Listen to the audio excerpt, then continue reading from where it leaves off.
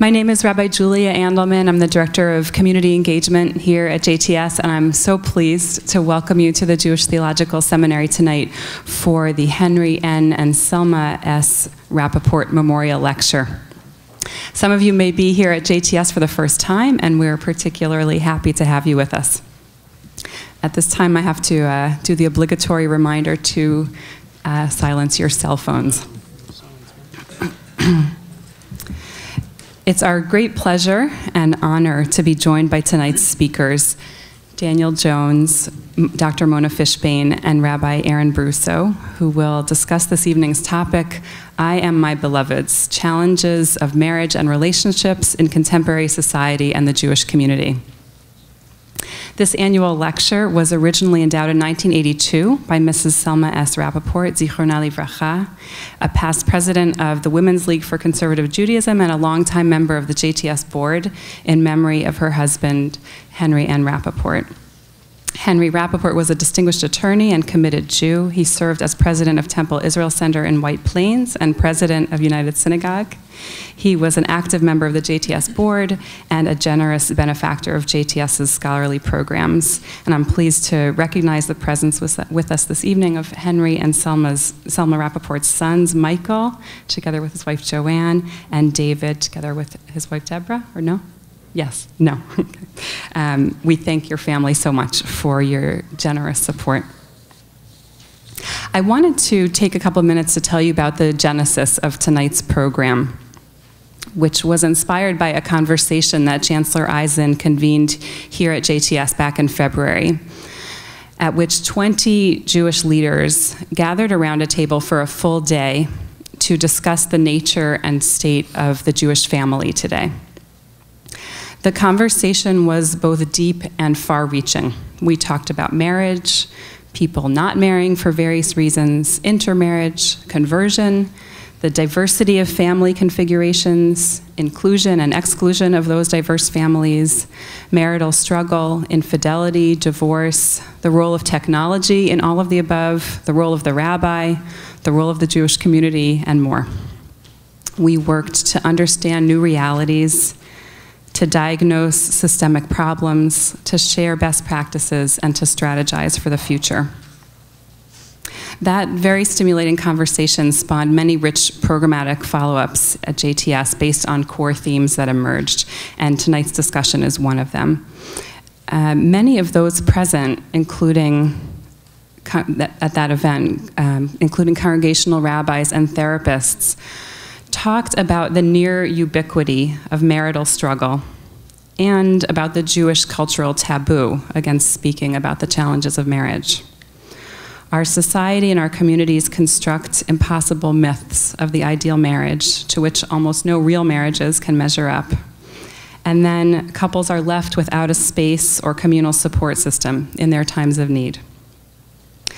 After that conversation, we here at JTS committed ourselves to doing our part to break down some of those taboos, to send a message that the Jewish community can and must be a place where those who are struggling in marriage and long-term relationships will find strength and options, not shame or isolation.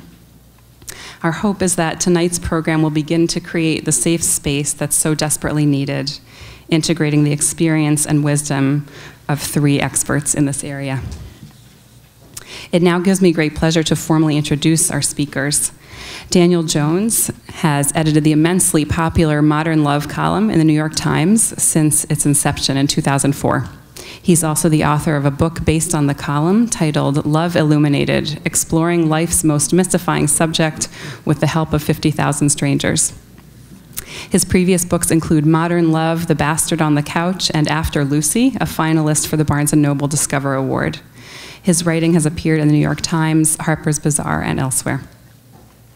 Dr. Mona Fishbane, a leading couple therapist, trainer, and author, is director of the Couple Therapy Training Program at the Chicago Center for Family Health. She specializes in treating couples and adult individuals and in intergenerational work. Her particular focus is on integrating new findings in neuroscience with a systemic approach to therapy. She recently wrote Loving with the Brain in Mind, Neurobiology and Couple Therapy. Rabbi Aaron Brusso, who was ordained at JTS in 2000, is spiritual leader of Bet Torah in Mount Kisco, New York. In addition to guiding, supporting, and caring for his congregants, he has been involved in a myriad of communal activities. These include serving on the board of a religious legislative coalition and on a hospital ethics committee, and teaching Catholic educators about Jews, anti-Semitism, and the Holocaust. He's a member of the Chancellor's Rabbinic Cabinet of JTS, and he was at that conversation back in February where we realized how gifted he is. Our program tonight will proceed as follows. We'll first hear from Daniel Jones, then from Mona Fishbane, and finally from Rabbi Brusso. Rabbi Mychal Springer, director of JTS's Center for Pastoral Education, will then moderate a conversation among our speakers, and following that, we'll have an opportunity for questions from the audience. And I'm pleased to tell you that following the program, the books that I mentioned earlier by Daniel Jones and Dr. Mona Fishbane will be available for purchase and signing. So with all that, I'm now honored to invite Daniel Jones to the podium to begin our program.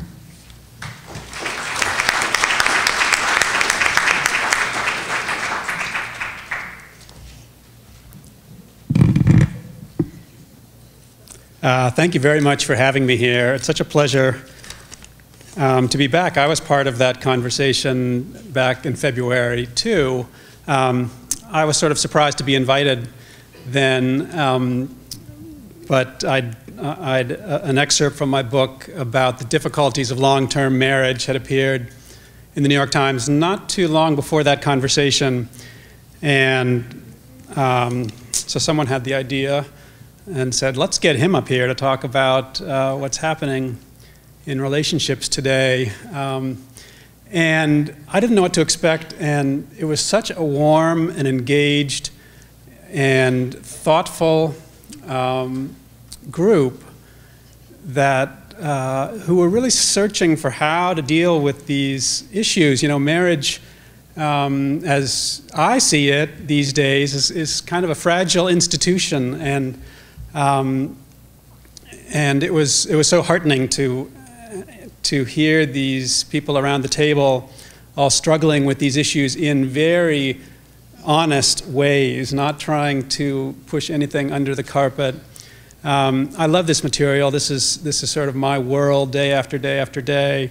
I'm really pleased to share the podium with Mona and Aaron tonight. We, in preparing for this event, had a long conference call, and this conference call was so lively and so much fun that I'm sorry to say we sort of spent all of our good material during that call. I hope we can recreate some of that for you here tonight, but that was really a lot of fun. So in editing the Modern Love column, this is a job that essentially involves an email inbox. And into this email inbox, over the course of a year, some 5,000 stories pour in, from very well written to terribly written, but it doesn't have to. Sometimes the awfully written ones are even more revealing in terms of what people are struggling with. So it's been an education, and it's been, for me, a 10-year education. So 10 years of doing this. In fact, the anniversary of the column just passed, the 10-year anniversary. It was started on Halloween Day, oddly enough, scarily enough, in 2004. And so this past Halloween was the 10-year anniversary. Just as a rough estimate, I get about 5,000 stories a year, and that leads to my guess of some 50,000 or more stories that have passed through me in one way or another over that time. And these are people who, people are not writing to me who have it all figured out. Maybe Aaron deals with people who think they have it all figured out and preparing to be wed. But the people who are writing to me are really struggling, usually. So what I see is weighted toward problems in relationships. And so my view is skewed. I guess that authorizes me to be able to talk about the problems. And when it comes to marriage these days, or any long-term relationship, because fewer people are marrying and more people are cohabitating, and because we're living so much longer, and we're expected to be together and in love, you know, just I think 100 years ago, life expectancy wasn't even 50. And now, so you know, if you got into your marriage and you weren't that happy with it, you know, you could just check your watch and you'd be dead before too long. Now, if we're marrying, most of us in our mid to late 20s, you're looking at maybe 80 years of entertaining each other and feeling good about each other. And I'm not sure we've quite figured out how that long-term kind of relationship is going to work and how you're going to keep that going and what you're going to expect. So I have 3 statements.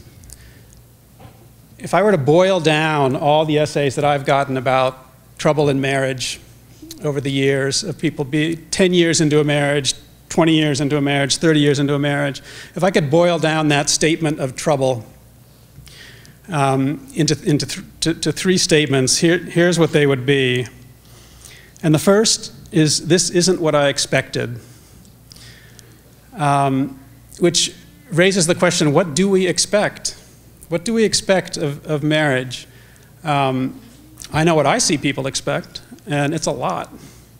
It's someone who is going to entertain them, who's going to split the workload, that you're going to feel passionate about, a passionate sexual relationship for your whole life, who's going to be your soulmate, however you want to interpret that phrase.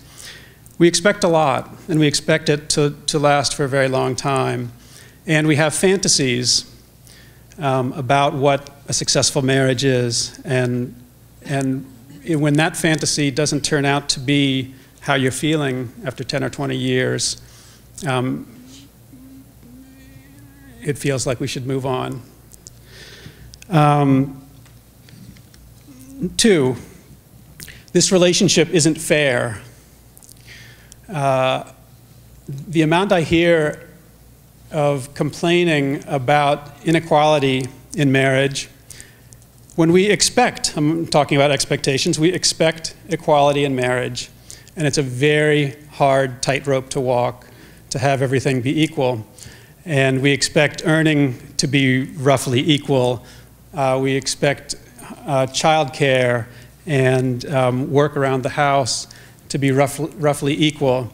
And marriages have become on these parallel tracks of both of us having the same capabilities and the same worth, I guess. And marriage used to be more complementary in terms of tasks and earning power and all of that. But this is progress, but it's not something that we've quite figured out, and it leads to conflict, and it leads to disappointment, and it leads to fighting, and it leads to marriages that end. The last, I don't think I love you anymore, or I don't love you anymore, or the third variant, I don't love you anymore and I never did. The particularly cruel last line, which raises the question of, well, what is love? And what do we think it's supposed to be made up of after you've been together for a while, and the passion that brought you together and the like-mindedness that brought you together doesn't feel like it has vitality anymore? Because we can often be free agents these days and manage our own affairs, and we're not dependent on other people. Once that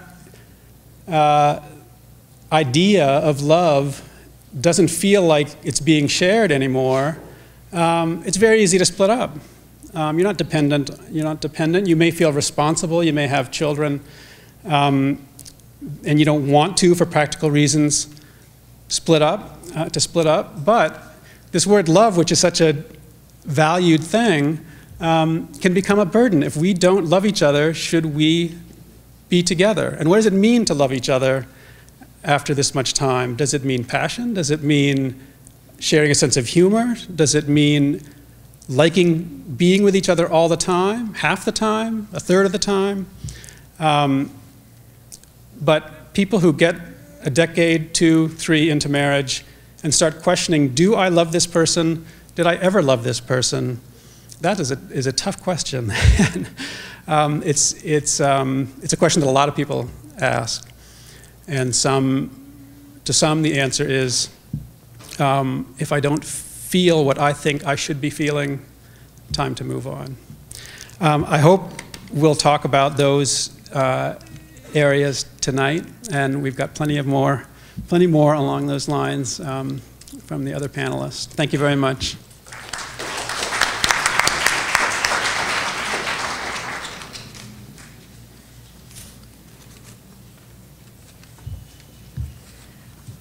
It's an honor for me to be here in this wonderful group. Stephen Mitchell, a New York psychoanalyst who wrote a book called Can Love Last? And I'll be referring to him later. My question is, can my voice last? So I'm going to do the best I can with the voice. It's a sort of a sexy voice, so that's relevant. It's not always my voice. So like Daniel, I hear from people who are struggling. I'm a couple therapist and have been doing this work for 40 years. I'm also in a 45-year marriage and counting. So I want to share my perspectives from both of those contexts and from the literature and research on what makes love, what is love about, what are couples struggling with over the long haul. I am my beloved's and my beloved is mine. These words from the Song of Songs capture the rapture of falling in love. When my husband and I fell in love 46 years ago, I had eyes only for him. I saw him and me in Technicolor and the rest of the world in black and white. We knew we would belong to each other forever and adore each other. We were crazy in love. I now know what was going on in our brains when we were crazy in love. Neuroscientists put crazy in love people in the fMRI machine while looking at a photo of the beloved. The reward centers of their brains light up. This is the same brain area activated by cocaine, leading some neuroscientists to the conclusion love is like a drug. Those of us privileged to have fallen in love know this to be true. I've never tried cocaine, but I've tried love, and it's delicious, crazy, heart-throbbingly intense. Dopamine flows, fueling that urgent feeling of I want. A few other neuro tidbits about falling in love. Along with dopamine, testosterone, increasing libido in both men and women, and oxytocin are major chemical players. Oxytocin is a hormone in the body and a neurotransmitter in the brain. It bonds mothers and babies, and it bonds lovers. Oxytocin is released with orgasm, leading at least one neuroscientist to caution, be careful whom you sleep with. You may fall in love with them. In addition to orgasm, oxytocin is released with massage, gentle touch, and empathy, all the delicacies of early love. Oxytocin makes us feel so good. It gives that rosy glow after sex. This wonder drug also lowers cortisol, the stress hormone. Oxytocin is nature's way of building attachment and calming us when life is stressful. Not only was I awash in these potent chemicals when I fell in love, I was also blissfully oblivious to any flaws in my beloved, and he was blind to mine. Here's the neuroscience behind love is blind. In early love, the critical judgmental parts of the brain get muted. We see our partner through rose-colored glasses. When I came into my beloved's apartment and saw the papers and books strewn everywhere, he was a budding scholar. I thought, he's a free spirit. He's not like my neat, compulsive father. I was smitten. Guess what we've been fighting about for 45 years? The crazy in love brain state cannot last forever. At some point, the jazzed hormones settle down, and the critical judgmental parts of the brain get reactivated. We see our partner, warts and all. The messiness of my beloved became less endearing and more annoying, as was my habit of trying to help him neaten up. It's often the very things that attract us to each other that upset us down the road. Researchers have studied the life cycle of love After the heady, crazy in love days, assuming the couple stays together, romantic love turns into a tamer version called companionate love. This shift happens a year or 2 or 3 if you're lucky into a relationship.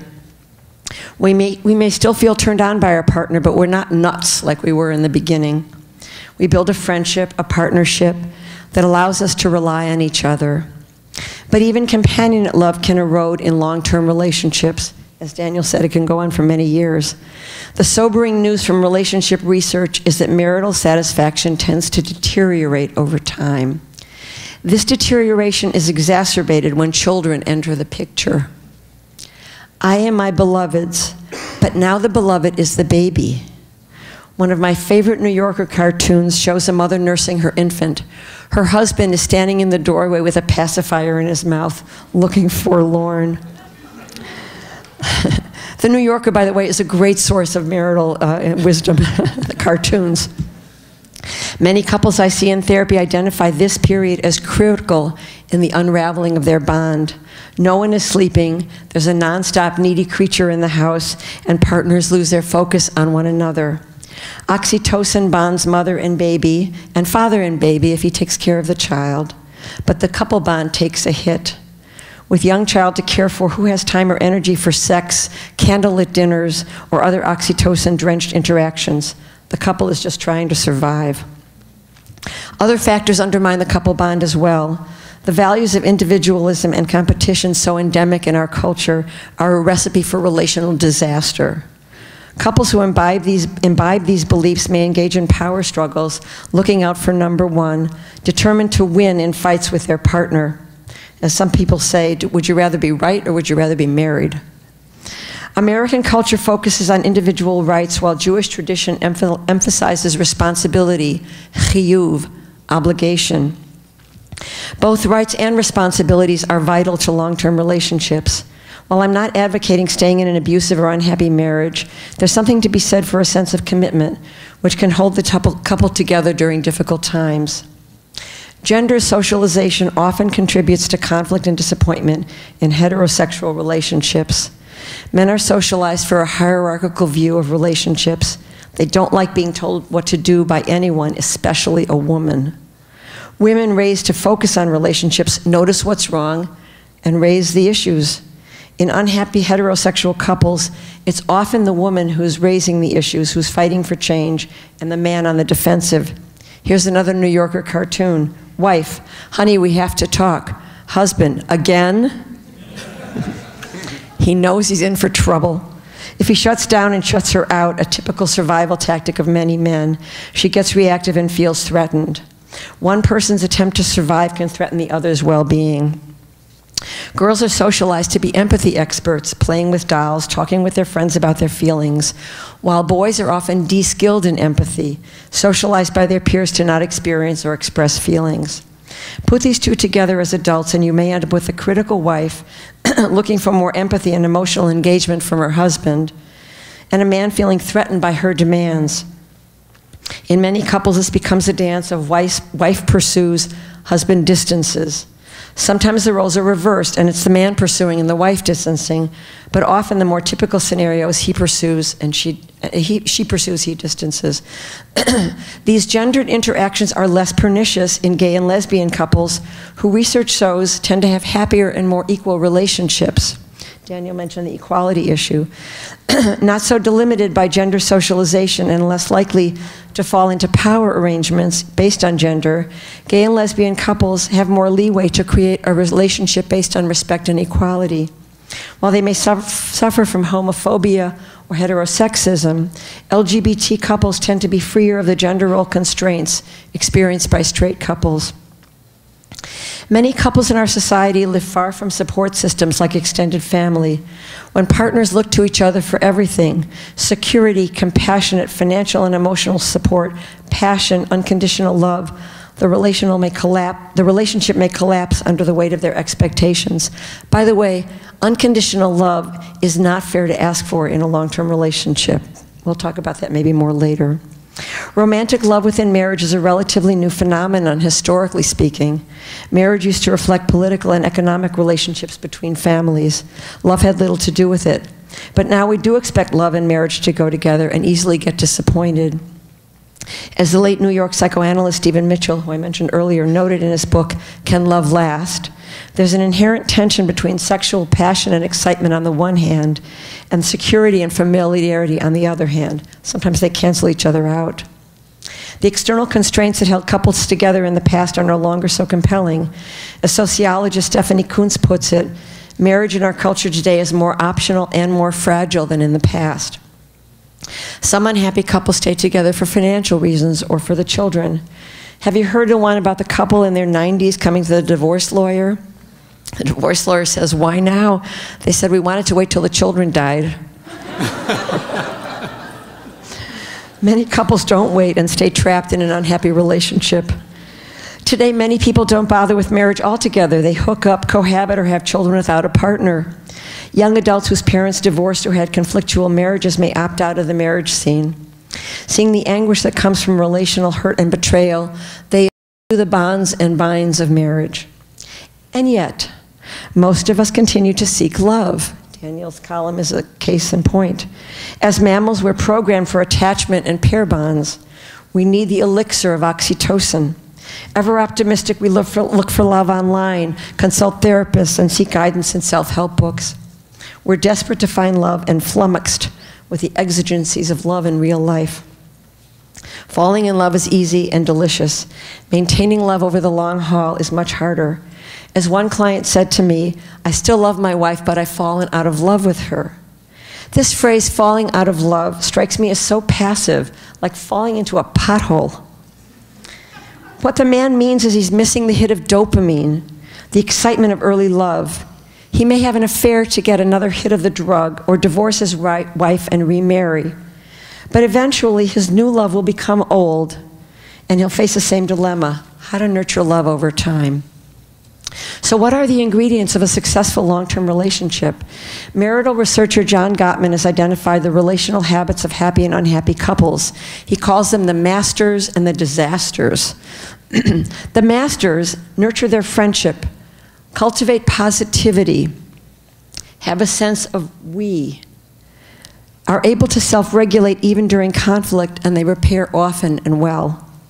They build trust by repairing moments of hurt or disconnection. By contrast, the disasters get caught up in cycles of negativity, become emotionally and physiologically dysregulate during conflict, see each other with a me versus you lens, turn away from each other or against each other, and they don't repair well. It matters how we behave in intimate relationships. Our habits can make or break our marital satisfaction. Gottman's happy couples are generous, responsible, attentive, fair, and kind. They have skills of emotional and social intelligence and practice relational virtues. They tend to each other's wounds and apologize. It turns out love means having to say you're sorry a lot. These relational habits constitute what I call proactive loving, in contrast to the passive view of falling into and out of love. In proactive loving, both partners are mensches. They co-create an intentional marriage or long-term relationship. Each tries to be the person they want to be and co-nurture the relationship they want to have. They use their higher brains to access their higher goals and values and calm down their emotional brains when they get upset. When we get reactive with our partner, when amygdala-driven fight-or-flight reactions hijack our brain, we need to regulate our emotions. We can pause, count to 10, breathe, meditate, take a walk, or what John Gottman suggests, we can do a take-a-break ritual when we get reactive and are unable to think straight. Once we calm down and our higher brain has come back online, we can revisit the issue and re-engage more productively. Jewish tradition calls this hakoveshet yitzro, conquering our impulses and taming our knee-jerk reactivity. Sometimes taming reactivity requires facing issues from the past. Sarah feels overburdened in her marriage and unprotected by her husband, Jason. In therapy, we address the balance of fairness in the relationship, and I help Jason step up to the relational plate. But Sarah's upset carries an extra punch. It reactivates old wounds from childhood. Sarah was unprotected and over-responsible in her family of origin. Her anger and reactivity now with Jason are fueled by old anger at her parents. To be a mensch in marriage, to be her best self, Sarah needs to address unfinished business from her past. In therapy, she comes to see her parents with a more mature perspective and works to grow up her relationship with them. She becomes less reactive and more resilient in her relationship with her parents and with her husband. As an added bonus, Sarah is better able to engage now in Kibud Av V'Em, honoring mother and father, but that's a topic for another evening. Ani l'dodi v'dodi li, I am my beloved, and my beloved is mine, is usually translated as I am my beloved's, a statement of possession. But try this translation, which I came up with my husband as we talked about this. I am for my beloved, and my beloved is for me. We care for each other. We turn to each other. We have each other's back. Empathy and compassion are key skills in happy relationships. Empathy relies on eye contact and other nonverbal cues that come from face-to-face interaction.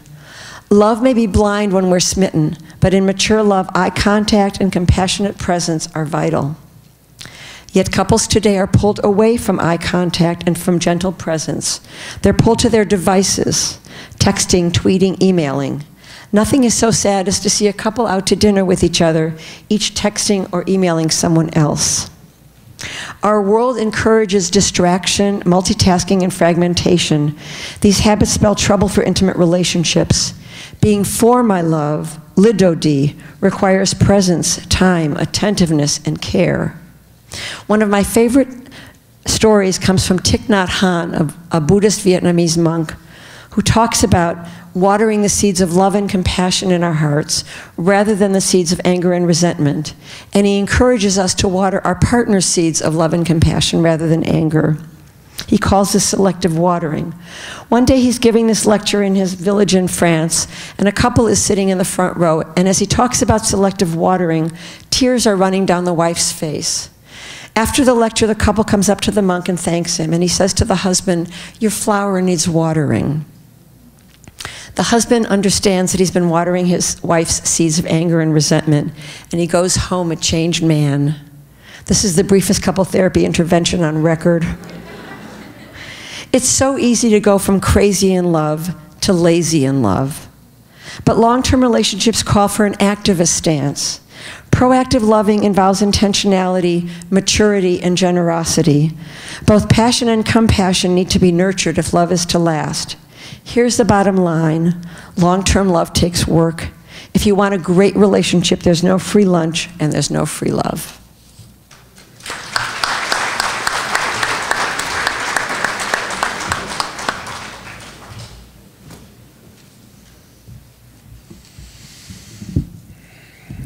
Okay. Mona, I hope you brought business cards tonight. I want to thank Daniel and Mona. It's a real pleasure to be with you. I enjoyed our conversations up until this point, and just listening to you, it's wonderful. I want to thank Chancellor Eisen for convening that conversation in February, a conversation that 10 years ago I don't think ever would have happened in as open and thorough a way in this institution. So brave and necessary. On the topic of marriage, I recently, my wife and I recently went away for a few days after the Jewish holidays to recover. And just before we left, we told our son Ilan that we were going away. And he said, "Just the two of you?" He looked at us kind of funny and he said, "I don't think of you as a couple.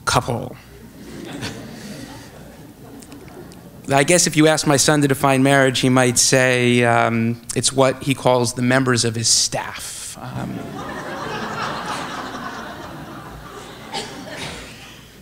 So I resonate with that children thing. The first question is, from a Jewish perspective, has marriage changed over time? Well, at one point, according to the Torah and the Mishnah, the definition of marriage was a polygamous, non-egalitarian agreement between an Israelite Jewish man and an Israelite Jewish woman whose purpose was to exchange procreative conjugal rights for economic protection. And that, my friends, is the stuff dreams are made of. Fast forward to the 1989 movie Say Anything, and just consider the iconic image of underachiever and kickboxer Lloyd Dobler standing outside of the window of class valedictorian Diane Court's home, holding a stereo, blasting Peter Gabriel's romantic ballad, In Your Eyes.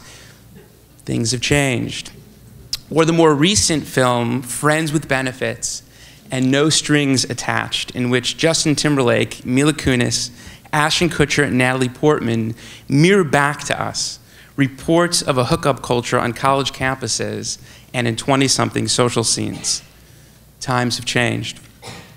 Or just consider any of the couples I have married in the last 10 years. The partners in these relationships typically arrive at the chuppah highly educated, economically autonomous, and thinking more about love than labor and delivery. Then throw in other recent trends and developments. A close to 50% intermarriage rate in the Jewish community, more and more states legalizing same-sex marriage, couples marrying in their 30s and having less children, and according to the recent Pew study, Americans over 25 less likely than ever to get married, with a record 25% of middle-aged people never tying the knot at all. How does the Jewish understanding of marriage and relationship address this new atmosphere? It reminds me of the Chabadnik who came to the Lubavitcher Rebbe and said, Rebbe, I live in Alaska. The days, they're really long. The nights are like a few hours. Trying to figure out how to mark the Sabbath day, when it starts and when it ends. The Lubavitcher Rebbe thought for a bit and he said, you know, some places Jews just shouldn't live.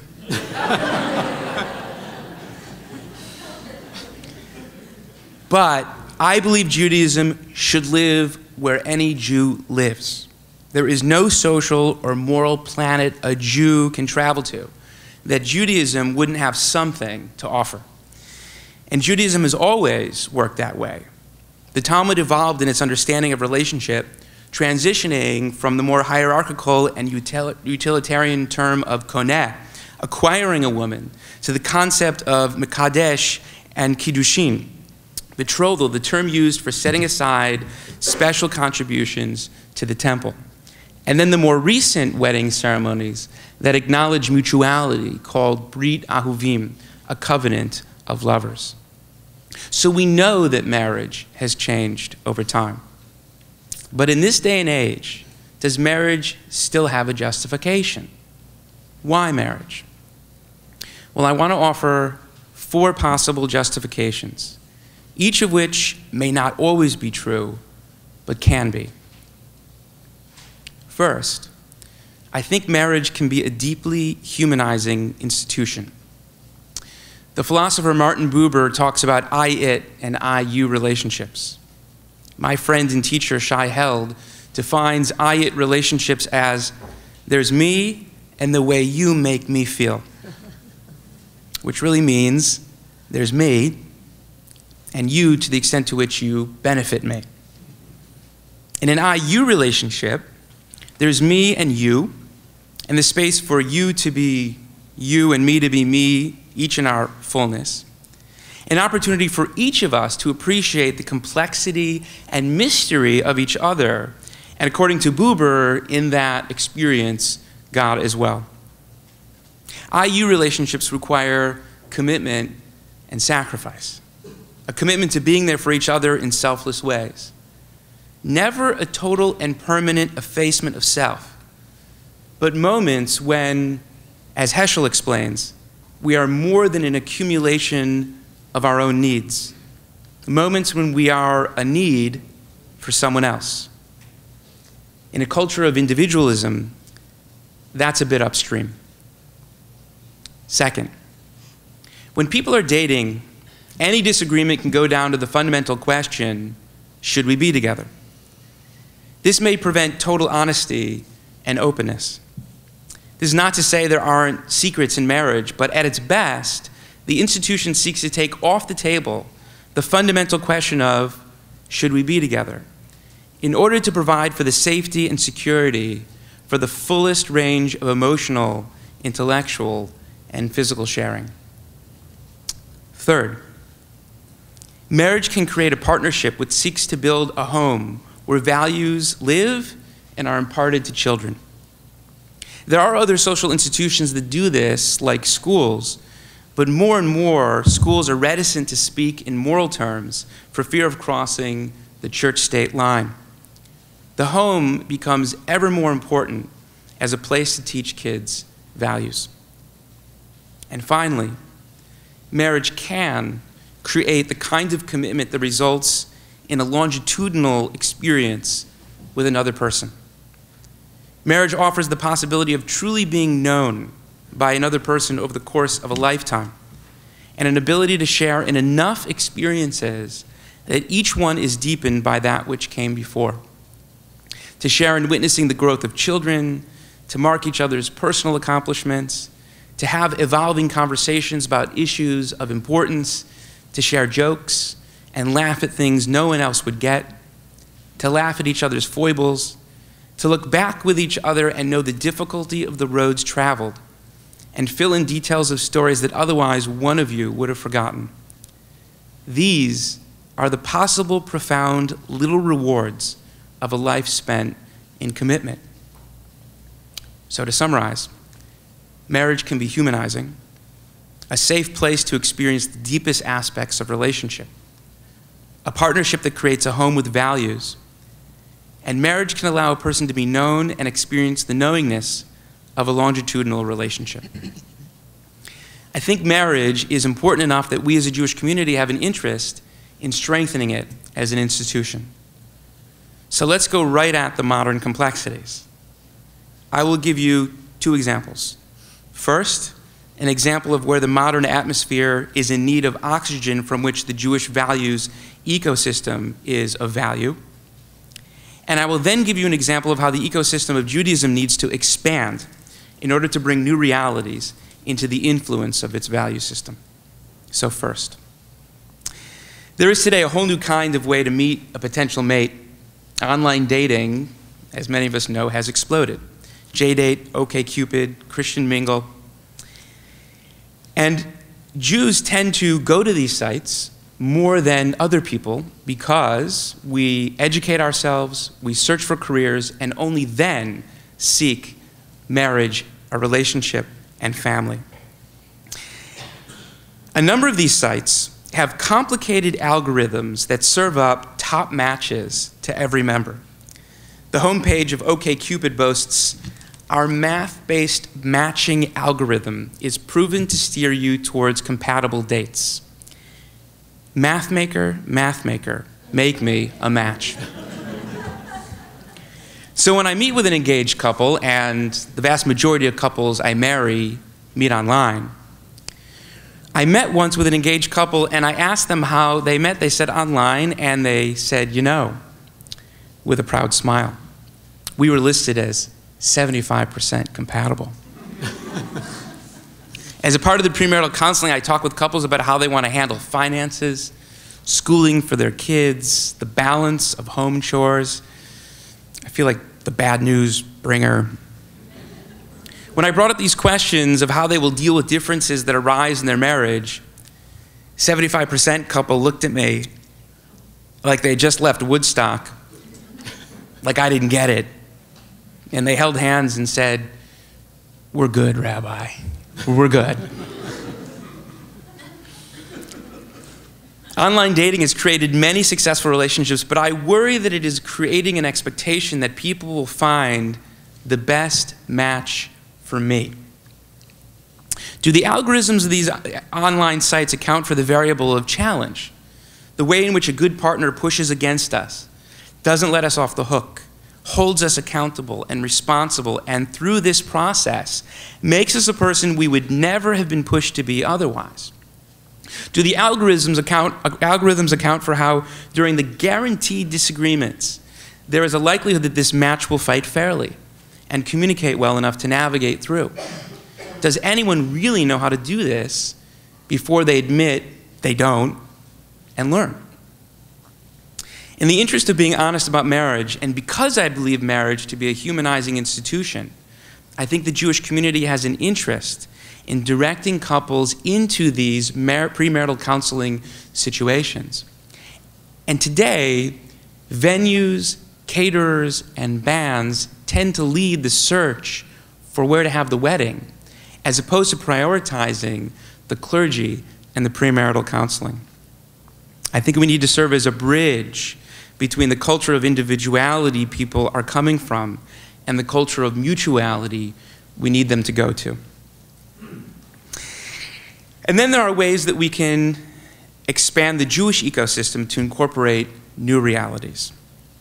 With an intermarriage rate of close to 50% and about 33% in the conservative Jewish community, it's a pretty sure bet that most synagogue communities have interfaith families in their midst.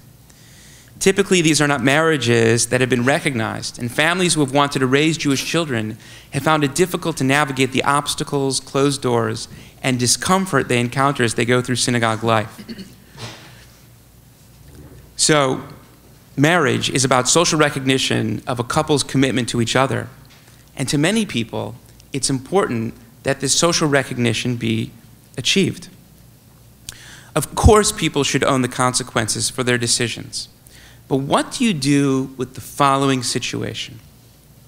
A couple came to me wanting a blessing for their 10-year anniversary. He's Catholic, she's Jewish. They have a child who they are raising as a Jew. They are in synagogue every Shabbat and at every significant event in the life of the community. They are core to our community. So we sat down to have a conversation.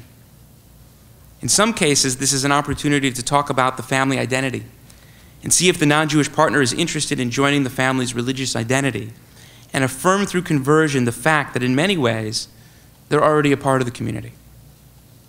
But in talking to this couple, it was clear that the husband is still a committed Catholic. When I asked him to describe his relationship with Jesus, he talked about it in as meaningful a way as he talked about the joy he has in raising a Jewish son. I told him that normally when we do an anniversary blessing, we're celebrating the anniversary of chuppah and kiddushin, a religious ceremony in which a couple commits to each other, kedat Moshe v'Yisrael, according to the faith and laws of Moses and the people of Israel. The Catholic husband said that he wouldn't feel comfortable saying that since it was not what he personally believes in. So what are we celebrating? I asked. And why do you want to do it with a rabbi in a synagogue? In the end, they said they were celebrating a relationship which is building a Jewish home in which a Jewish child is being raised. So I went to the Rabbinical Assembly Rabbi's Manual, and I looked for the section entitled Interfaith Couple Celebrating Anniversary of Their Commitment to Building a Jewish Home and Raising Jewish Children. Someone had torn that section out of my manual. So I wrote one. During services, I called them up, and they stood in front of me in the community, and I said, "May God who blessed our ancestors Abraham, Isaac, and Jacob, Sarah, Rebecca, Rachel, and Leah, bless this couple. 10 years ago, you committed to building a home filled with love, peace, and mutual respect. A Jewish home in which you will raise Jewish children who will be privileged to know the warmth and care of this community. We are the true beneficiaries of this commitment you made to each other as your presence and the presence of your children enhance our vibrancy. May God watch over you and bring blessing and success to all you do. In so many ways, you have already brought blessing to us. Amen." Their marriage is not the traditional Jewish definition of marriage, but it is a marriage that is important to our community, and we have an interest in recognizing that type of commitment. We have an interest in stretching ourselves to embrace those who in so many ways already are us.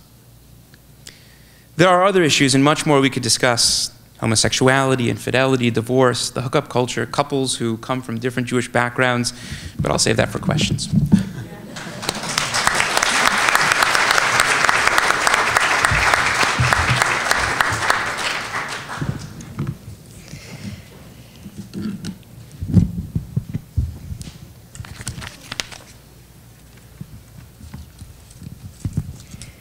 Thank you, all three of you. What fabulous talks.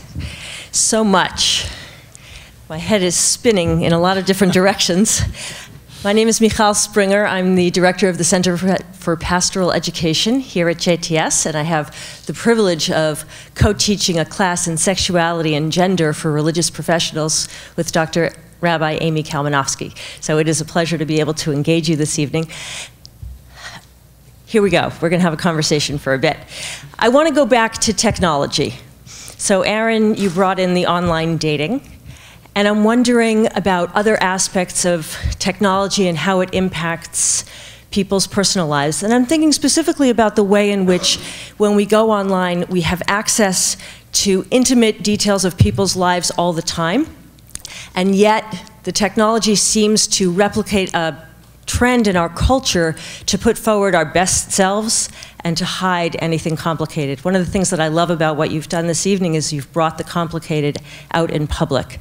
So what's the effect of encountering this PR version of marriage, or maybe that's not the best way to put it, but the skewed notions of marriage that people want to represent about themselves in the public arena online? Do you want to start? I mean, Facebook in particular is, you know, has its pluses and minuses, but it can have, I've seen sort of a terrorizing effect on someone's happiness in a relationship, because there is always this, I mean, when people are on Facebook and you're looking at your feed. You know, this used to be limited to a once-a-year holiday card, this kind of curated life. And now it's ever present. And there's something about our sense of insecurity that, you know, someone else always has it better. Why isn't my life like theirs? Why don't my vacations look like theirs? How come I'm not feeling that good? And we haven't figured out how to manage that. I mean, I think as with all of technology, it's a double-edged sword.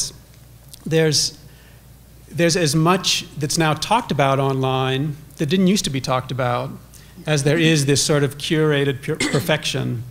And so, you know, when you talk about how rapid this acceptance of same-sex marriage has become, that has been a result, in my opinion, not only of advocacy, but of people's real life stories being out there for others to read about and to understand that there's no boogeyman here. You know, these are loving relationships. And that kind of personal story, which I think is also what people come to the column I edit, the Modern Love column, for. These are real people. These aren't abstractions. But in terms of that sort of temptation, the other aspect of Facebook or other online media that I see as a potentially destructive force is you didn't used to be able, before Facebook and before social media, you didn't used to be able to contact your college sweetheart or your high school sweetheart. You'd have to be one hell of a stalker to you know, go to their house or call them up or something to get in touch with this person. And it's so easy these days that one of the greatest fantasies, most common fantasies I see is the contacting of the long-lost love on Facebook that instantly and very rapidly snowballs into an attachment, an online attachment, and a fantasy that my life would be better if I were with that person. That is so common these days. And it takes a lot of willpower, I think, to constantly be reeling yourself back in to this idea that, well, that it wouldn't really be. Imagine all the hoops you have to jump through to get to that point. But that constant temptation and the pushing away of temptation, and back online to the temptation and then the pushing away, and that's something that an awful lot of people are dealing with and struggling with. So I'd like to address this to one of my favorite parts of your book, Daniel, is SMIAB, Soulmate in a Box. When people fall in love online and have... SMIAB. There is a hit of dopamine that happens when you are liked, or followed. There is this sense, I think there is a human need to be confirmed by others. Martin Buber said this most beautifully, and I loved your stuff about I and thou.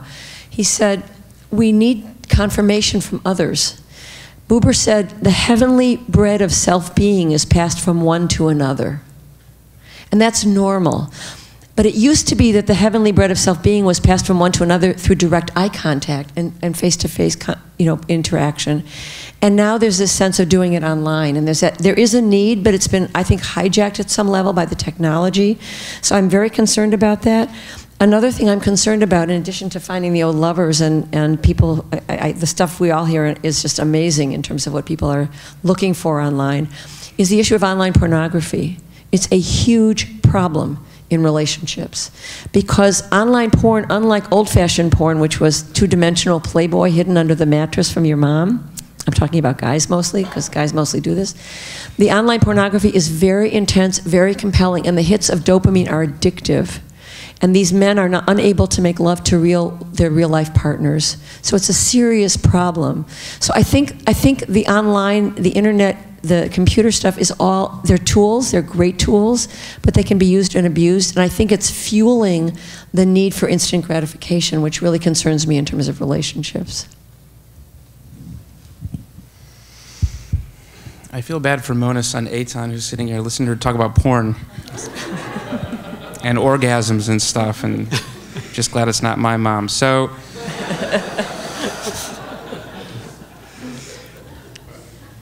I think online dating arrived just at the right time, given the tendency in our community, as I said, to put off marriage.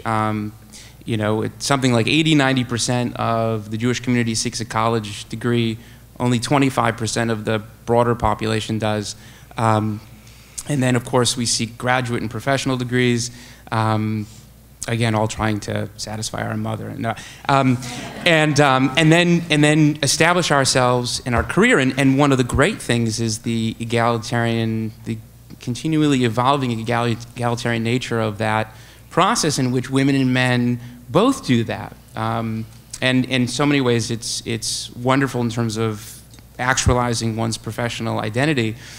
But eventually, you get to a point where you're 30 or older, and you're not in that college or school situation and context where it's easy to meet people, and going to bars is not something that people have time for. And in particular, if you're looking for a partner who shares your values, and in this case, looking for a Jewish partner, I think technology has arrived exactly at the right time. And I think JDate has provided that virtual space for so many people to find love and partnership when they might not have otherwise, in a way that helps them to perpetuate values that are important to them. So I think that is an upside. I spend way too much time talking about the downside, so I'm going to stop right there. Okay, wonderful. So I want to go back to you, Daniel. You mentioned how gay and lesbian marriage in this country is spreading legalized marriage. And I'm curious to hear from the perspectives of all of you. We've talked about how complicated long-term marriage is, and now the gay and lesbian community is embracing it, or many people in the gay and lesbian community are embracing it, not everyone, because I think that there has been some ambivalence. And I'm wondering how you think legalizing gay and lesbian marriage will change gay and lesbian relationships, and what we should be looking out for. Can I address that first? So I said earlier that the research shows gay and lesbian relationships are happier. One of the reasons is because they don't fall into gender role socialization and who does what and expectations. But another may be because this research was done before gay marriage became so prevalent, which I'm thrilled about, maybe because they weren't constrained by marriage. And if they were in an unhappy relationship, they could leave. So I mean, not that anyone can't leave a marriage these days, but it slows you down. And there is a sense of constraint and commitment. So I'll be very curious to see whether that changes over time now that gays and lesbians can be married, which I'm very happy about. So I was interested to hear Mona talk about how in same-sex relationships they may be more egalitarian. What I'm fascinated by in the material I see is how common it is for same-sex relationships to begin to adopt gender stereotypical roles. And one person becomes more of the breadwinner, is more remote from the children. One person becomes more of the nurturer. And those same sorts, you'd think they would be free to sort of reinvent marriage in that way. And as you were alluding to, it's more like marriage is reinventing their relationship. And in many of these relationships, they take on the traditional roles, for better or worse, and are afflicted by the same kinds of stresses and competitions, to their own surprise, I think, often, thinking that this would be a way that they wouldn't be bound by the past. Yeah, so that's a pretty constant in what I see people writing about. So when I was a rabbi in the Midwest, I met once with a woman who grew up in the congregation, and she said, as soon as I realized that I was a lesbian, I knew that I would have to leave this community in order to find love and live a life that in any way represented who I was authentically. But I knew that couldn't happen here in this community. There was also a man who was a leader of services, a reader of Torah, just all around very active, knowledgeable individual who was partnered. He was a gay man, and for all the years he was in the congregation, never once brought his partner to the synagogue or even talked about his partner. None of us even had a definitive sense of whether he was gay or whether there was a partner involved. And as things have changed, the sense in which people had to define themselves as either outside of our community or to exist in a compartmentalized sense in our community has just all been broken down in the most, I think, beautiful of ways.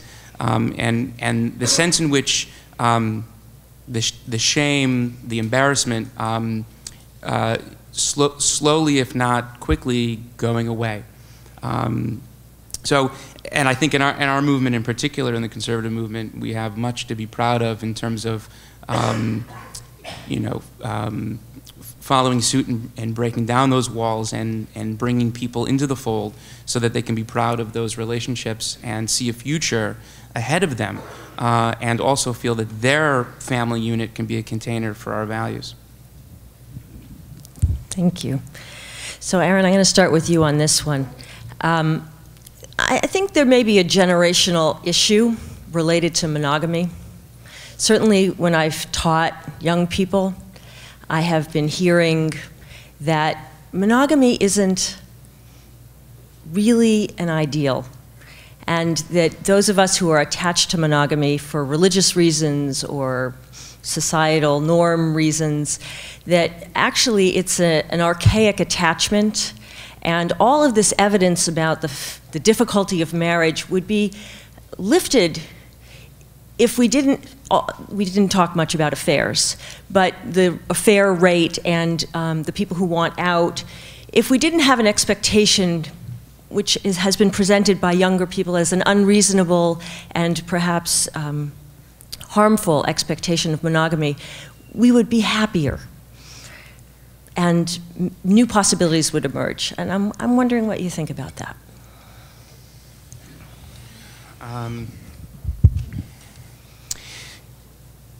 So my wife is here. I think monogamy is great. You know, I think that there's something alluring about the honesty of and the seeming bravery of that kind of a statement. Like, I'm just being honest, and I don't want to say that, you know, I mean, you listen to Dan Savage, and, you know, he's not as young anymore as some of those 20-somethings, and he's still very much talking about monogamous, right, relationships and the importance of them. But I wonder if, you know, what is it like to be on the other side of that? And can you know, really create a partnership where you're constantly in sync with the open borders of that relationship?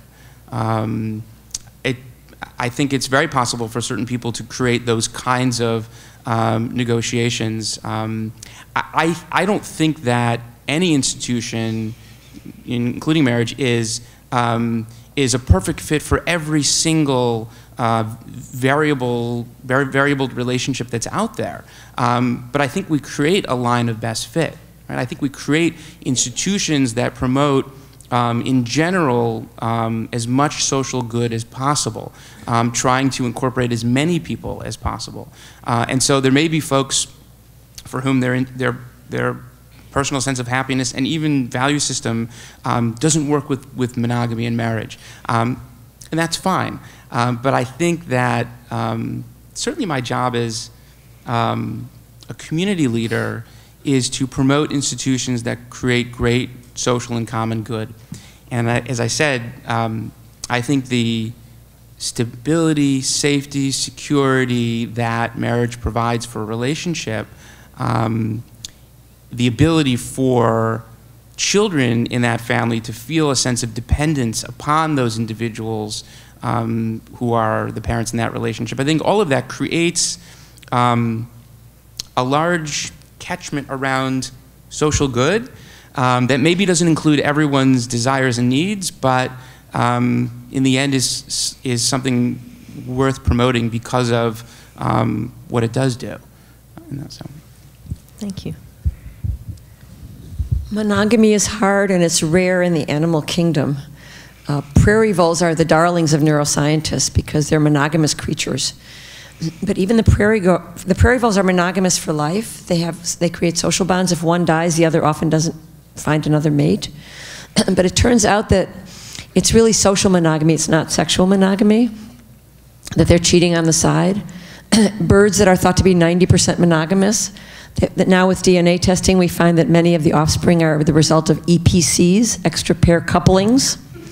So there's some cheating going on there too. Clearly, monogamy is hard to maintain. Monogamy has been found to be characteristic of animals that provide biparental care, where both parents are involved in the care of the offspring. There's something about the attachment bond that's really important, I think, for monogamy. I want to build on what Aaron was saying. I think if you have a couple who both are into an open relationship, and those are the rules, and it works for them, then that's fine. Polyamory, if it works for both of them. Sometimes one will sign on for polyamory even though they really don't want to, but they're in a lower power position. By and large, I think most people's hearts are broken when monogamy is broken, whether it's a violation or whether it's even an upfront deal. But when it actually comes, push comes to shove, people actually, their hearts are actually broken. And the reason, I think, is what you were saying, Aaron. I think when you're talking about how marriage can be humanizing, in my view, what marriage allows us to do, a good marriage, is to be both to be humbled by the experience and to be vulnerable in a good sense. And I think that when the container is porous, I'm not sure it's safe to be so vulnerable in that sense. So I think most people actually want the real deal, and it's very hard to maintain. Thank you. Well, I'm fascinated by this debate of whether comparing humans to the animal kingdom on the subject of monogamy, and I've read about that, and I've read a lot of accounts of people having polyamorous relationships and what the challenges of that are. And it seems to me on the same kind of topic as a college hookup culture. In both, you're talking about compartmentalizing your emotional life and saying that theoretically you shouldn't have to care if your partner is having sex with someone else, as long as you're upfront about it and as long as you're both able to do it in equal amounts and all of that. There's a rationality that is used to talk about it, and to, that I find couples who are attempting this, and it always seems to be an attempt. It never, sometimes it can last for a long time, but usually it's in the form of open-minded people making an attempt. And the real work is keeping your emotions in check. And I find that when you keep those sorts of emotions in check, it's going to come out in some other way and come back to bite you. And that, even in the most progressive couples, and even with Dan Savage and his relationship, that is a constant maintenance, of this is how I'm going to keep this as a positive and try to keep the negatives at bay. What's interesting is, I was in touch with one couple who had done this pretty successfully, as far as it goes, as a married couple. What's interesting too is when it becomes almost, when you talk about fairness in relationships, it's pretty hard to keep those dalliances absolutely equal, and it can start to feel, one can start to feel like, well, wait, I'm not doing it as much as my partner is, but it's one thing to do that when you don't have children and you can be open about it. Then this couple they had their first child, and the child started to grow up, and they had a second child. You don't want your children to know that this is what you're doing, because this isn't something that they can understand or whatever. So it becomes something that's secretive. So what began as something that was truthful and open and an honest attempt to be married in a different way, then becomes secretive and hidden, and it stopped for that reason. So it's a real challenge and to pull off. And usually that challenge is, I'm going to keep myself from feeling jealous. I'm going to keep myself from feeling hurt, because we have too long of a tradition at this point, I guess, and especially when it comes to raising children, of just being a couple who is faithful to each other. And I do think there's a spectrum in terms of what people need sexually. There are plenty of people who get married and they're like, oh, thank God, I don't have to have sex with anyone else anymore. It's a relief. It's really a relief. And for other people, it's not a relief. It feels totally confining and like they're being shortchanged. I love the diversity of your perspectives. It has been a treat to be able to ask you some of the things that are on my mind, but I want to share you with the audience now. And I ask that if you have a question for one of our panelists, that you stand, please, and speak loudly and briefly, and let us know if you want to direct your question to one panel member in particular. Please.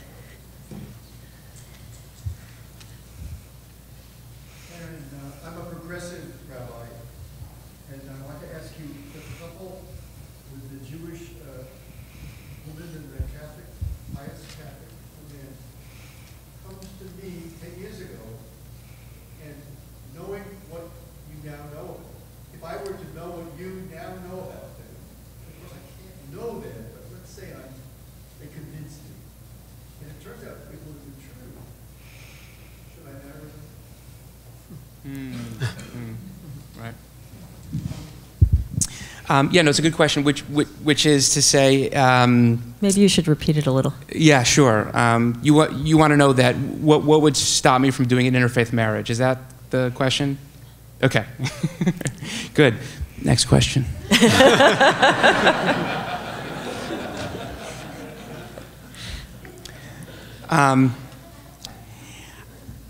I believe in the religious statements that occur in chuppah and kiddushin. I think having read Rachel Adler and many other writings about the institution of kiddushin, the Jewish wedding ceremony, there's much to discuss, and there's a lot of thinking to do there, and it has evolved over time. But in the end, where I've arrived at when it comes to those faith statements is that I believe in Dat Moshe Yisrael, the faith system and legal tradition of the Jewish community, and what it has to say at that particular moment, not to one person, but to two people.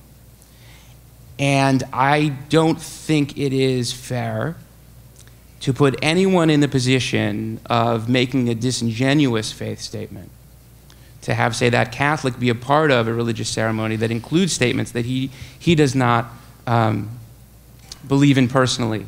And that's the wedding ceremony I do right now. I'm not saying that at some point, you know, I mean, who knows what, but at this point, that's the religious ceremony I do, and it makes sense for two people who, within a universe of belief, are a part of that. Oh, who would I send them to?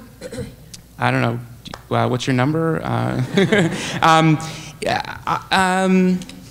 You know, it's interesting. Some colleagues who perform interfaith marriages don't like when we refer people to them. They feel like, oh, it's not something I would do, but it's something he would do. So I really say to, you know, first of all, let me say this.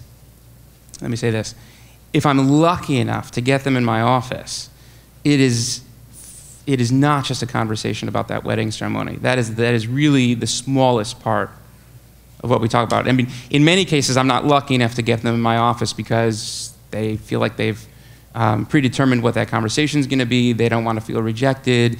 They don't, you know, they're getting too much pressure from their parents. But if I can get them in the office, I mean, that's what a huge opportunity to say, what do you guys stand for? What do you represent? Who are you as a couple? Where are you going? What are you about? And hopefully get them thinking about, you know, I mean, just to be in a room, and this has happened many times where I will say to both members, you know, what does your faith mean to you? And then I'll say to the non-Jewish you know, member, if there's, let's say, Christian, I'll say, tell me about your relationship with Jesus. And they'll talk about Christmas and Easter and the meaning of the traditions and even a relationship with Jesus. And this is the first time that their Jewish partner has ever heard them talk at great length about these things. So just to allow them to hear each other is a major goal of mine so that they become self-aware about the true nature of the relationship. In that sense, I try to take myself out of the equation because it's not about me in that sense. So it's a good thing if I can get them in the office, but we talk about lots of other things. So. Yes, Bethany. I'm interested in hearing, and actually Mona in particular, but you've all been so wonderful that I would love to hear from each of you. Have we spoken about sort of individuation and the ways that, like I know when I've traveled and that we have a wonderful time being away and then writing, and we don't usually write, so it's sort of been a different way to be a couple from afar.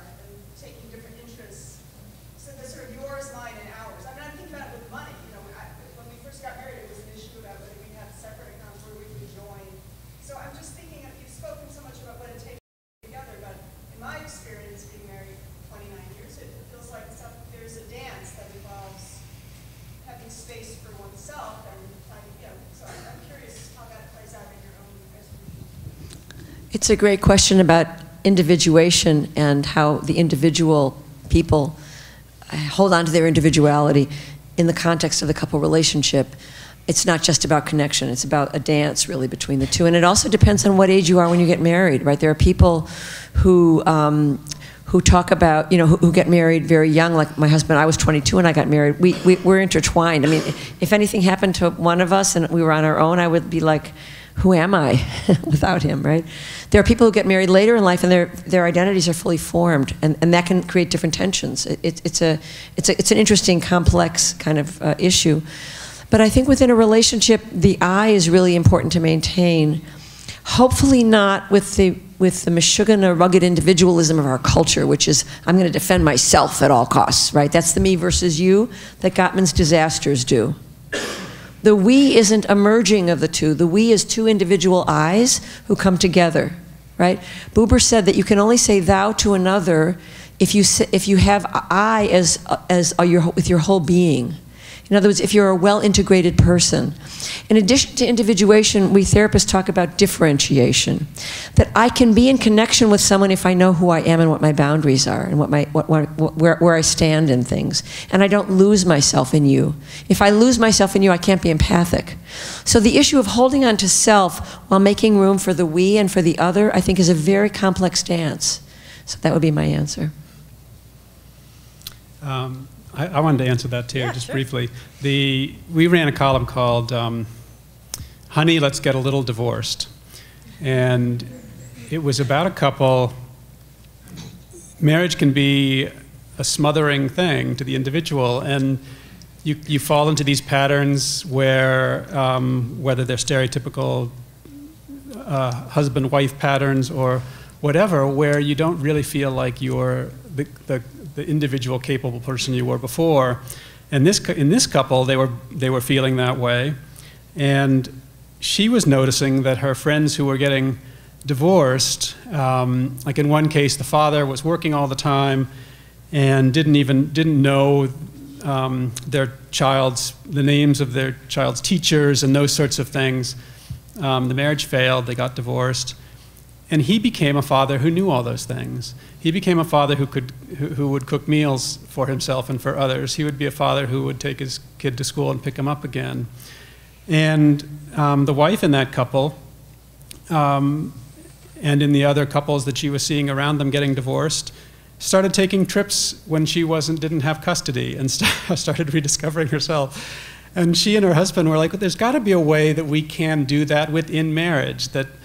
And her solution was sort of a trick of the mind. It was, and it was this idea that they were sharing custody of their kids, and they were still living in the same house. But if they could embrace some of what these other couples had gained and how they'd become individuals again as a result of getting divorced, if they could just through a trick of the mind regain that on their own, that would help, and it did help. It did help. Even just thinking of it in those terms. I don't have custody now. I have an opportunity to go teach in Paris. I'm going to take it. I'm not going to feel guilty about it, just as you wouldn't if your husband had custody during that amount of time. It was sort of an interesting strategy. There was a hand right over there. Yeah.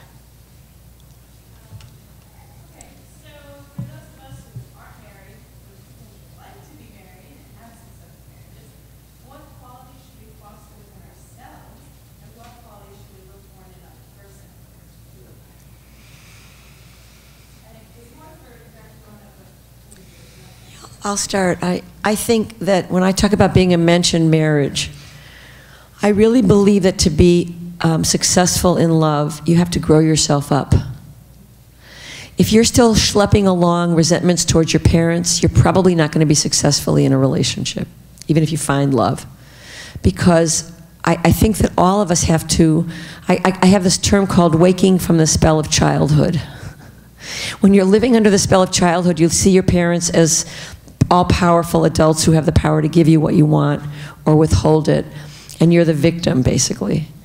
When you wake from the spell of childhood, you own your own power, and you also come to see your parents as real people. If you haven't made that shift, I don't know how successful you can be in a relationship. I think it's all intertwined. I think you need emotional, as I said before, you need emotional and social intelligence. You need to explore your own vulnerabilities and your survival strategies and how you navigate in relationships. Most important, I think, of all, you need to know how to regulate your emotions. Right? In unhappy couples, people get dysregulated. John Gottman calls this DPA, diffuse physiological arousal. Your heart is racing over 100 beats a minute. You're flooded, you can't think straight. Right? In order to be a good person in a relationship, you really need to be a grown-up self. So that's for starters. I think in terms of looking for the other person, I think kindness ranks number one, I think in some polls. Kindness, decency, generosity of spirit. It probably helps if your partner has a good family relationship and a good track record in their family of origin, and that they're not cut off from their family or carrying burdens, although people can grow themselves up even with difficult childhoods. So I think the common sense issues of what it means to be a good person are key for what it means to be successful in a relationship. We have time for one last question. Yeah. Yes. I'm curious how contemporary interferences are affecting the shape of marriage, specifically what you mentioned, public culture, which I think has been put on now, not only in the 20s and college age, but 30s and 40s, and also this idea of cohabitation, which often goes wrong with senior commitment. So how these factors are influencing the shape of marriage. How hookup culture, which is not just in the 20s, but also in 30s and 40s, and cohabitation without marriage and delayed commitment is affecting marriage or relationships in general? Okay. Do you want to start? I mean, I think part of what's contributing to sex without commitment, especially for people in their 20s, is a relationship is a threatening thing. I think people are looking for pieces. What I see is people are looking for pieces of relationships and not a whole relationship for years.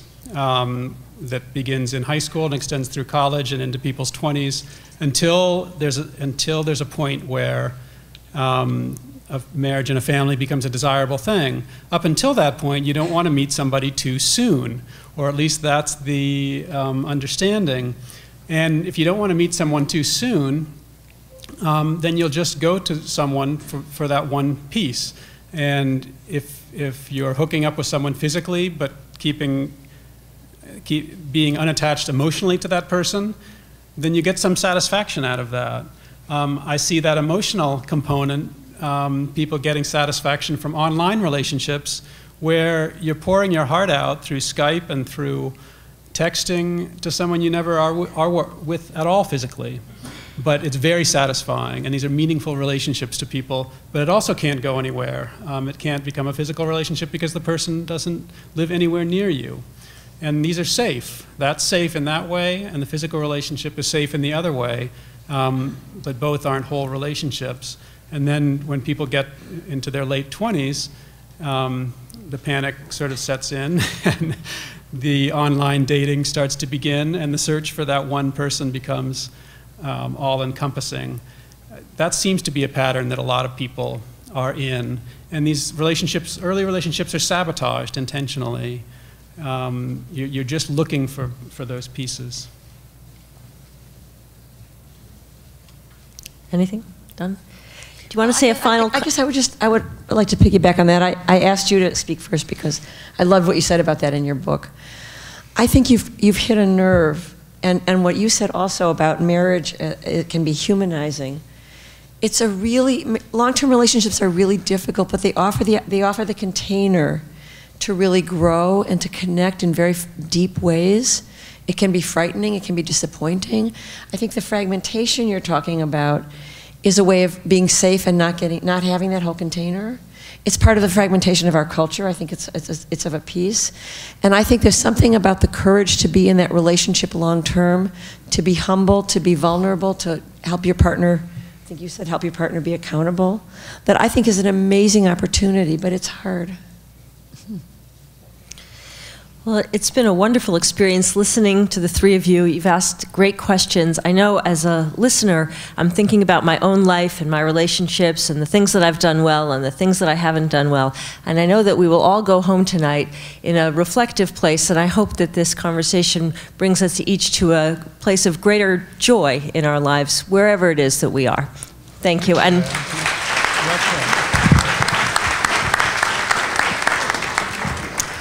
thank you so much to Rabbi Mychal Springer, Dan Jones, Dr. Mona Fishbane, Rabbi Aaron Brusso for this wonderful discussion. I'm sure that I will never think of Ani L'Dodi V'Dodi the same way again. We didn't talk about blended families at all tonight. That's a particular interest to me. Maybe that'll be the next program in this series. I wanted to just remind you that Daniel Jones's book, Love Illuminated, and Mona Fishbane's book, Loving with the Brain in Mind, will be available for sale and signing over on that side of the room. We have so many wonderful events coming up. The flyers are outside. I want to just tell you quickly about two of them. I can't resist, because Mona talked so much about New Yorker cartoons and their wisdom.